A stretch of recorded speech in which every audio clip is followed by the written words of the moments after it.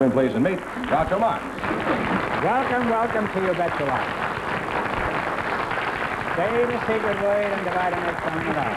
Put it there, Louise. Put it there. Your name is Louise Beavers? Bit younger. A bit younger, huh? Well, a bit younger to you, too, huh?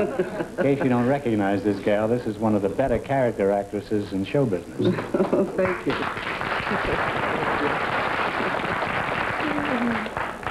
Your name is Tom Yangha, huh?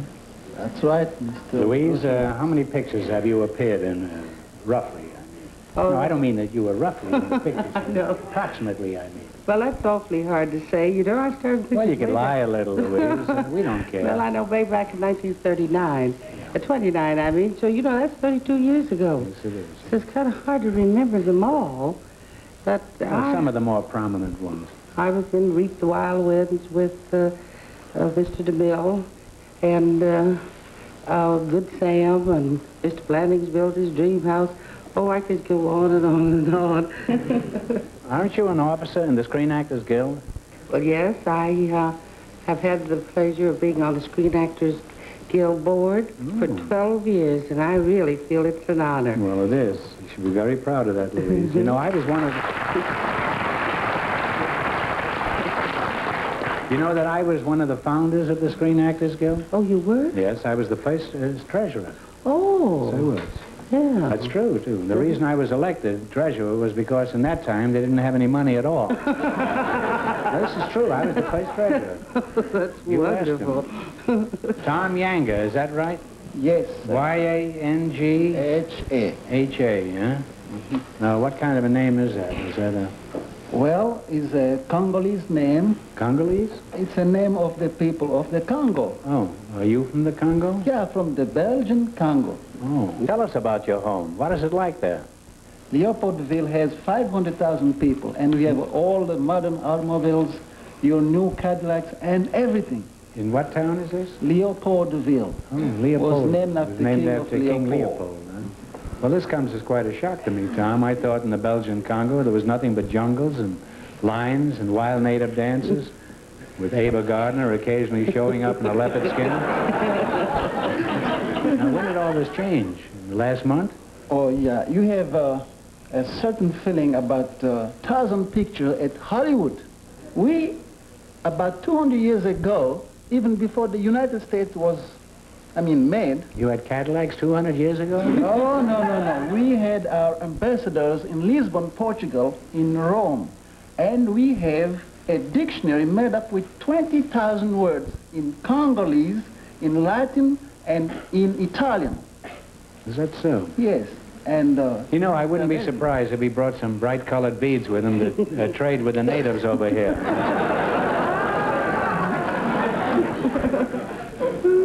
Well, that is surprising because the average person's conception of Africa is so completely apart and away and different than what you just explained here. I guess their notion about our country, too, is kind of strange over there, isn't it? I found it in New York, you know, I found it really different as I was home. Different than back in Africa? That's right. But you know something really happened to me? Somebody stole my $300 on the first day. In New York, they stole you? Yeah, this Well, happened. don't judge all of us by what happened. You happened to land in the asphalt Yeah, jungle, American. that's all. The asphalt jungle is sometimes known as Central Park. And that's a lot more dangerous than that little jungle you have back in the Congo. Isn't that true, Louise? Oh, that's so true. Would you walk through Central Park at night alone? No, sir. No, neither would I. Are you married, Tom? Yes. Oh. How did you meet your wife, Tom? How did I meet my wife? Yeah. Well, this was my parents. They made arrangements between themselves when I was 10 years old. And they told me that He you has better a watch. faint Yiddish accent, this guy. I don't understand that, Is there a delicatessen in Maybe, I hope so. Huh? Yeah. So, Suppose you had, you say that your parents arranged your marriage? that's correct. And you didn't see the girl? I was seeing her, you know, she was a baby, you know. No. So Well, playing suppose you around. had other notions. Suppose you fell in love with another girl. What would have happened? this will never happen because my parents, you know, they did invest so much in the dowry.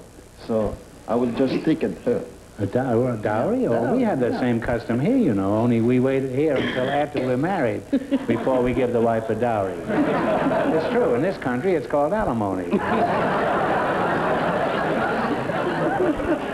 Well, you're a charming pair of guests, and I'd like to continue this, but I want to give you a chance to make some money.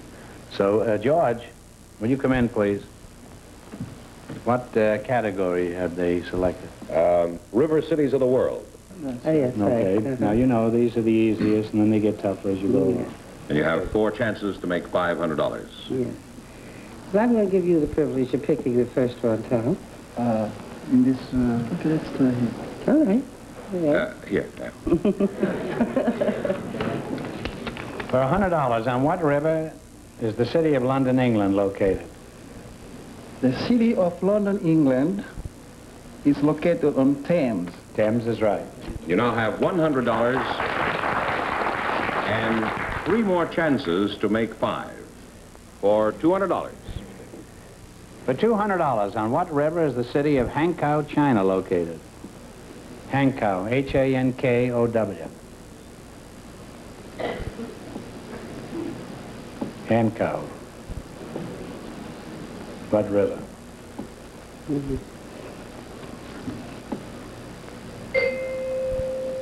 The Yangtze. It was my name, Chief. Hmm? It was my name, Yangha. That's your name, huh? Well, you should have known that. Well, there are 2 more questions left to make $500. How much do they have? 2. No, they have have 1. only 1. All right, I'll give you the privilege. Go Yes, ahead. I will. Anyway. All right, we'll go for $300 this time. Maybe you'll be lucky. For $300, on what river is the city of Shanghai, China, located? Hangpu. Hangzhou is right. Good boy.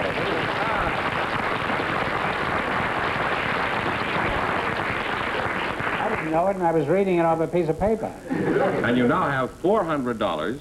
1 more question to make a total of 5, and you'll have a chance to come back for $2,000, $5,000, or $10,000. That's... No. You can give it a hint if you want, huh? But it doesn't count. No. For $100, on what river is the city of Montreal, Canada, located? Very famous river.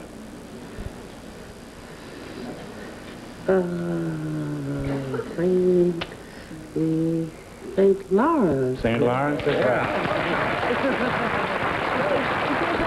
Had you lined up with $500, which means that in just a little while you'll be back here trying for $2,000, $5,000, or $10,000. Louise, I didn't think you knew it. I didn't either. Well, you certainly fooled me. Well, congratulations. Thank you, And we sir. see you later. All right. We see you later.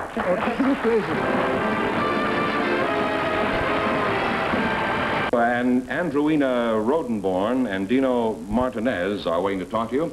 So put you in, please, and meet Groucho Marx. Welcome to You Bet Your Life. Say the secret word and take home an extra 100 smackolas. Now, you're Andrewina.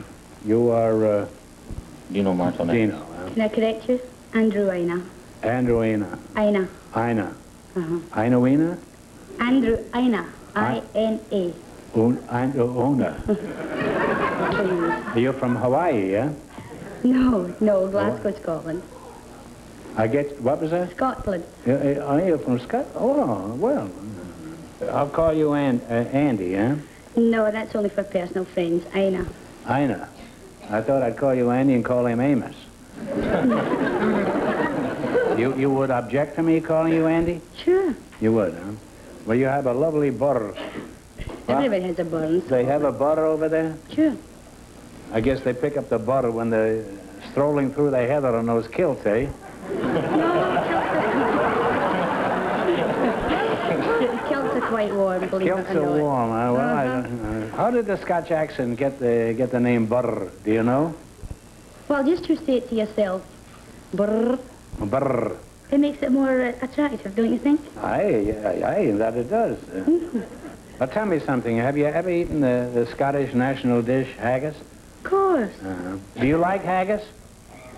My friends will probably slay me for this, but no. You don't like it, huh? It's something like stuffed milks, isn't it? I don't know, I never tasted them. Well, milks is something like that. You take the lining of a cow's stomach and you fill it up with a lot of schweinerei and then bake it. And it's the same theory, yes. We used to have that when we were kids. It was cheaper than eating.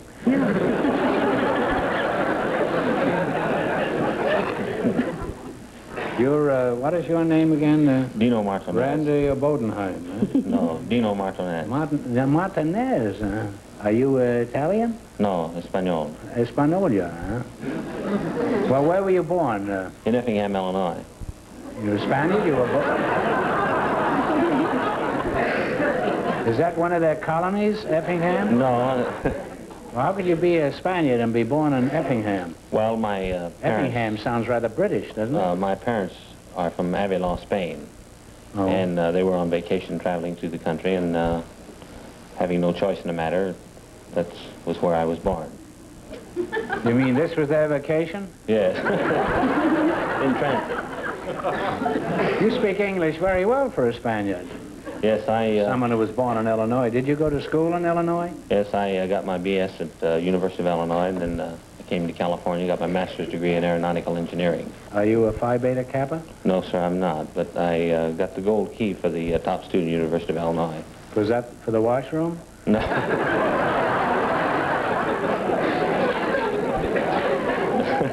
You must be quite a brain with that kind of schooling, huh? Must be in a very high income bracket. What kind of a position do you hold now, Dino? I'm working as a plumber. Plumber, he's in a higher bracket than I thought he was. As a matter of fact, that's precisely why I'm here. Oh, did you ever hear the old story about the plumber? You know, it was a plumber and his assistant were working on a job. And the boss finally got tired of seeing his helper, that's what they call him, isn't it? Just standing around doing nothing, so he said, Bill, you get on my nerves standing there with both hands in your pockets. So, Lover Pete, take one of your hands out. No, I never heard that. Don't you think that's rather amusing? No. No. I've heard a lot of your other remarks. I've heard a lot of your other remarks that you've made about plumbers. As a matter of fact, that is why I'm here. You know, well, you say that I've made derogatory remarks about plumbers? You must be mistaken. I haven't insulted a plumber in over a year. Oh, yes. That's the last time I called one. As a matter of fact... And you should hear what I called him. You made this statement. Wait a minute. You that mean I copied down. Hey, wait a minute. On You sit on December the by the television set and wrote this down, and you write down what I say on the show? Yes, when it That's pretty pertains to sneaky, this, isn't it? Yes. This was on December the 24th, 1959. You said to a girl contestant, do you realize it only takes 7 years to become a doctor? And only 9 years to be a plumber? Then you said, actually, it only takes 5 years to be a plumber, but it takes 3 years for him to get from his home to the school. Then you said, we'll get a number of letters in the next few days from the Plumbers Association. Are those the words I used? These are the exact words. Well, what is your... I had witnesses. What's your complaint? Wasn't it funny enough? Well, no, actually, plumbing is a very serious business. It is. It does take 5 years to become a plumber. And during that time, you're 5 years as a What do you got in the other apprenticeship. pocket? Another complaint? Well, you didn't study think as that an was funny, apprentice, and by the time you become a journeyman, you've studied approximately 300 books. Yeah. And you study about welding and all different types of pipe and hot water heaters and all types of heating systems. And at the end of the 5-year period, you have to pass a very rigid examination. And you have to know all that to be a plumber? Yes, you do. Then you have to take an examination for the county and one for the city. Well, then why do you practice. charge $7 to fix a leaky faucet? That incidentally wasn't leaking until the previous plumber forgot to put a washer in it. Now, actually, Dino, you seem like a man who's dedicated to his job, and I admire you. In fact, you sound like you're plumb nuts about plumbing. Well, why is that? Why are you such a staunch defender of the plumbing profession? Why do you think plumbers are so important? Let me put it. Well, actually, if all the leaders of the world was to die tonight, and all the plumbers were to die tonight, now you're talking. when the housewife woke up in the morning and the hot water heater was broken, who would she miss most? I guess the milkman. Now, you should know better than to feed me a question like that. Now I'm going to get a lot of complaints from the milk company. You know, there was a man named Franklin P. Adams who worked on the New York World many years ago. And he once said, he says, the only thing that you can criticize with impunity is the man-eating shark. And this is almost true. You know, I don't understand what's happened to the American sense of humor. A few years ago, you used to be able to kid dentists and doctors and plumbers and milkmen, lawyers, actors. Nobody seemed to care. Now you can't kid anybody anymore. That's the way it is in Russia now. If this keeps up, the public is going to get pretty sick of jokes about man-eating sharks. Well, you win, Dino. If I said anything about plumbers that wasn't true, I apologize. But actually, everything I said about plumbers was true. So I take back my apology. I better be careful what I say. He's liable to hit me over the head with a pipe wrench. Only, as usual, he forgot to bring it with him.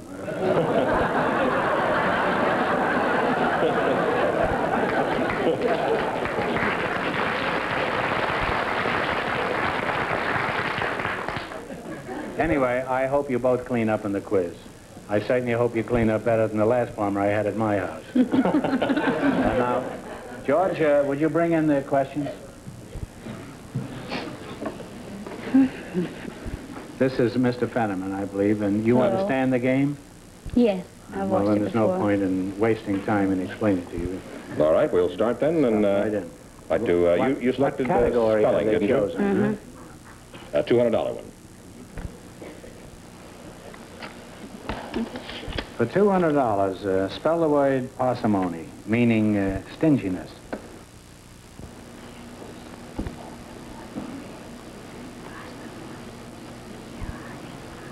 Come on, kids. Parsimony. Parsimony. P-A-R-S. I-M-O-N-E.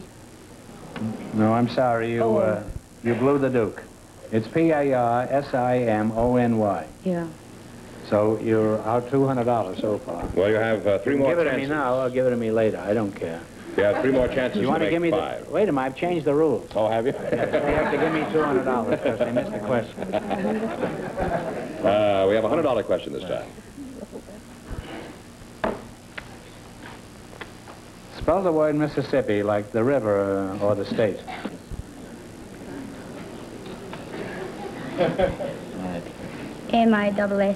M-I-S-S-I-S-S-I-P-I. Right. A $200 question this time. $200 question. Spell the word weird like George Fenneman. W-E-I-R-D. What is it? W-E-I-R-D. Right. You now have That's the way Sullivan $300 talks. and one more chance to make five. For $200, spell the word rhythm, meaning a measured meter as in music. No. R-H-Y-T-H-M. Rhythm? You said it, kid. And you wind up with $500, which means you'll be back later in the show to try for $2,000, $5,000, or $10,000. How much did they win? 500. 500, and you owe me 2. That's so 300. 2 for what? 2 for what? You've got more money than I'll ever Well, have. That's how I got my money.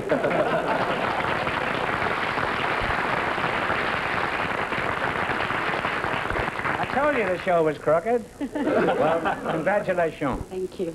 And the same to you, Shorty. And Vive la France. don't sit at the television set and write down what I say anymore. You want this? Pretty? Yes, I do. Well, George, here's the big question. Who's going to try for the big money? Louise Beavers and Tom Yangha won $500, so they have an opportunity. Well, bring them out. I presume you understand how to play this game, eh? Have you ever seen this show, Louise? Yes, sir. Yeah. Yes. Well, you pick a number from 1 to 10 for $10,000, and we'll put it in this vacancy here. Yes. Number 9. Tell me, Louise. Number 9. Number 9. Yes, And sir. you pick a number from 1 to 10, Tommy. Number 6. Number 6. Well, that's a 9 upside down. Now, if any other number comes up, this question is worth a total of $2,000. Okay, one of you spin the wheel.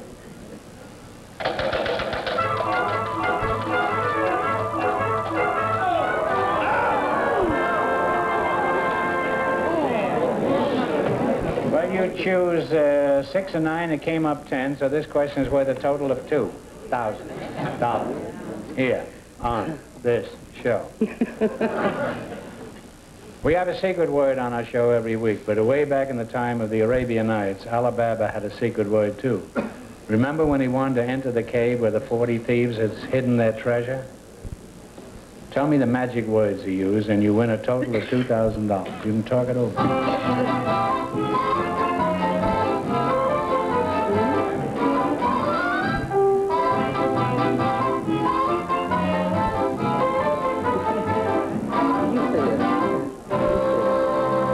What is the answer? I don't know the answer in French. In English, I mean. Ouvrez la porte. Well, anyhow, since we're not in France, I doubt whether you're going to win the money. It's open sesame. I'm sorry, mister, but you wound up with how much? Five. You've had worse nights, Well, haven't you? I certainly have. It's been a pleasure. Well, it was a pleasure having you up here, Louise. Thanks. Tommy, take care of yourself, and...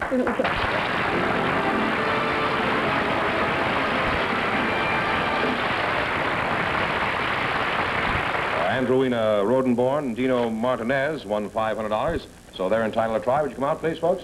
Well, bring them out. Oh, here they are. How do you do? How do you do? How do you do? You want that thing back that you gave me? No, I've got photostatic copies. Well, one of you pick a number from 1 to 10 for $10,000. 3. 3. Now you pick a number for 5. 7. 7. 7 and 3. Okay. Both lucky numbers. If any other number comes up, this question is worth a total of $2,000. Spin the wheel.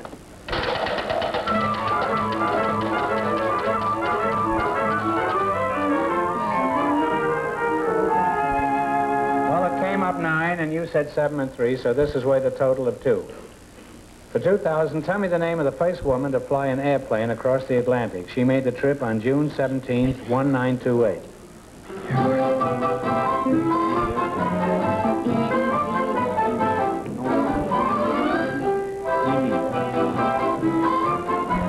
If you don't know, guess. What is it? We got the first name, Amy? Amy. No, we want the name. No, we don't know. Well, here it is. Read it out. Amelia Earhart, that's right. That's right, Amelia. Well, I'm sorry, but you wound up with what? 500. Well, that wasn't tragic. Thank you. Thanks for showing up. And thanks.